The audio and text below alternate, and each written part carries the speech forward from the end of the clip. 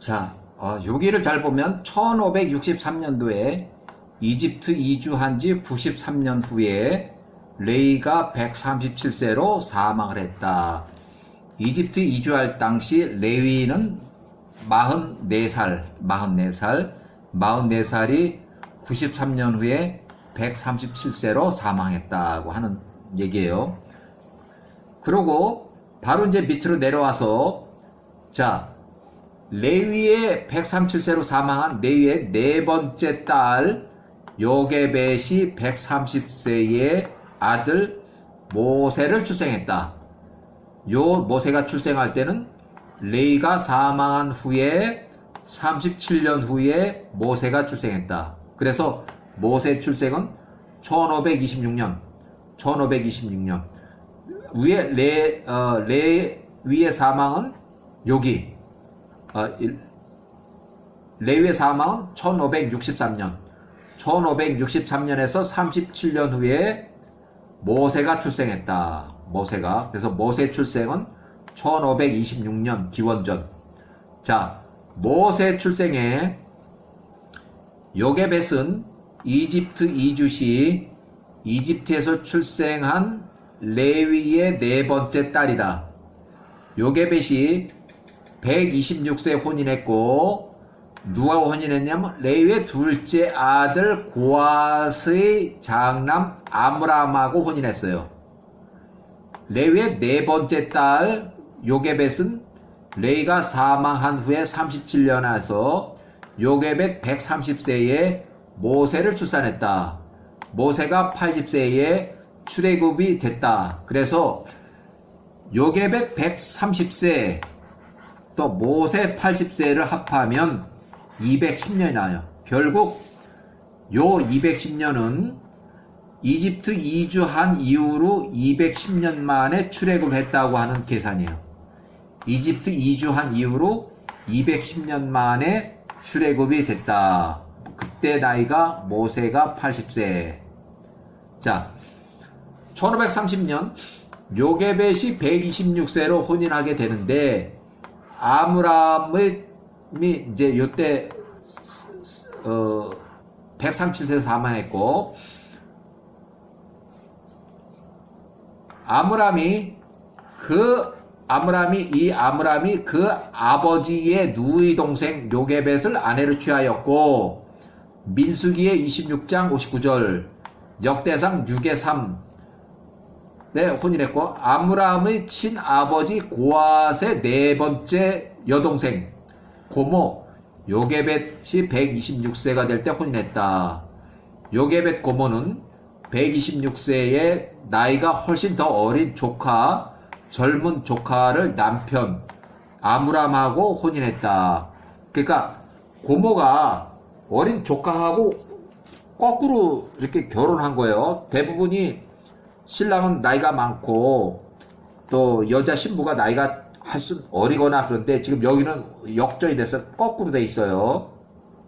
그래서 이러한 혼인 상황은 노아의 혼인처럼 홍수 이전에 노아가 혼인할 때 노아가 498세 에녹의 딸 나하마하고 혼인했는데 나하마가 580세 그러니까 신부가 580세 신랑이 498세 결국 혼인하는 신부의 나이가 훨씬 82세나 나이가 많은 그런 신부가 혼인했어요. 결국 혼인한 이후 4년 후에는 노아가 502세 나하마가 584세에 두 번째 아들 셈이 출생했어요. 셈. 그 이후에 노아가 600세 때 홍수가 나서 노아의 처가 608 홍수가 날 때 나이에 홍수가 났을 때 이 두 사람하고 아들 3명, 며느리 3명, 8명은 방주에 들어가서 홍수의 폐해로부터 생명을 보존해서 살아남았다. 자, 요게벳이 127세 미리암을 출생했고 128세 아론을 출생했고 130세 모세를 출생했다. 자, 모세가 3살이 됐을 때 이집트의 공주의 양자로 들어가서 공주의 가슴에서 자라던 모세가 왕궁 생활을 하던 도중에 모세가 이집트 왕의 왕관을 벗겨서 모세가 썼어요. 그런 사건이 엄청난 사건이 나가지고 결국은 이 왕이 명령하기로 야 이게 무슨 상황이냐 그렇게 해서 결국 모세가 재판 후 처형을 당할 위기에 처했는데 야훼의 수호 천사가 재판에 개입을 해서 모세의 생명을 구했다. 모세가 재판에서 모세가 불타는 석탄을 모세가 손에 쥐고 모세 입 안으로 넣어서 모세가 말을 잘 못한다. 뜨거운 석탄을 입에 넣었으니 입이 탄 거죠. 혀고 뭐고 부상을 입은 거죠. 그래서 출애굽시 아론이 모세의 대변자 역할로 나서는 이유가 여기 있어요. 모세가 말을 잘 못합니다 하는 이유가 모세가 불타는 석탄을 넣어서 자기 스스로 결국은 이 수호천사가 그렇게 한 거죠. 수호천사가. 자, 모세가 15세의 청년 시절에 이스라엘 동족에게 안식일 제정을 해서 6일 동안 일하고 하루는 안식일 줬어요. 그 다음에 모세가 18세에 자, 부녀자를 겁탈하고 강간 납치한 이집트 사람을 살해해가지고 묻었는데 결국 그것이 들통이 나서 이집트 왕의 처벌이 두려워서 모세가 18살에 도주를 했어요. 그래서 도주해서 야훼 천사가 도움으로 이집트 국경 밖으로 피신했다. 그래서 모세가 이집트를 경계를 벗어나서 간 곳이 국경 밖의 구스의 공동체 키키아두스 왕의 군대에 피신해서 그들과 9년 동안 동고동락하면서 살았다. 이때 모세는 18간 왕궁에서 이제 양자로 교육을 받았기 때문에 모든 면에서 해박하고 명철했다. 그래서 구스의 공동체 가서 높임을 받았어요. 결국 구스의 공동체 키키아누스 왕이 병들어서 사망을 했고 모세가 27살에 이 구스의 통치자가 됐어요. 그래서 40년 동안 구스를 통치하게 하기 시작했다. 자, 모세가 27세, 66세까지 구스의 통치 40년 동안 했고 모세가 함의 후손 구스인들이 준 전 구스 왕 통치자 키키아두스 왕의 왕비, 그 왕비 이름이 아도니아고 아도니아를 40년 동안 한 번도 건드리지도 않은 이유가 있는데 야훼와 함께하는 모세가 두려워서 구스 사람들이 모세를 두려워했고 모세는 함의 후손 가나안 사람과 혼인하지 말라는 아브람 이삭의 유언들을 기억하고 야훼의 명령을 지켜서 모세가 셈의 후손 신앙 믿음의 문제로 해서 이제 명예퇴출을 당해요. 왜? 아도니아 왕비가 키키아누스의 아들 메나쿠루스가 이미 40세가 되었고 구스의 후손이 아닌 모세 대신 새로운 구스의 왕으로 모시라고 직언했어요. 여기 보면 야살의 책의 76장의 7을 보면 보라 나 왕비 아도니아의 아들 메나쿠루스가 다 자랐도다. 그로 너희를 다스리게 하라. 이렇게 왕비가 얘기했어요. 왕이 있는데 그래서 결국 왕 모세 통치자가 잘렸어요. 40년 만에 명예퇴직을 당하게 되는 거예요. 왜? 이 왕비가 40년 동안 한 번도 잠자리를 안 한 모세가 이제 진절머리를 나는 거죠. 그래서 모세를 잘라버린 거예요. 결국 모세가 40년 명예퇴직을 하게 됐다.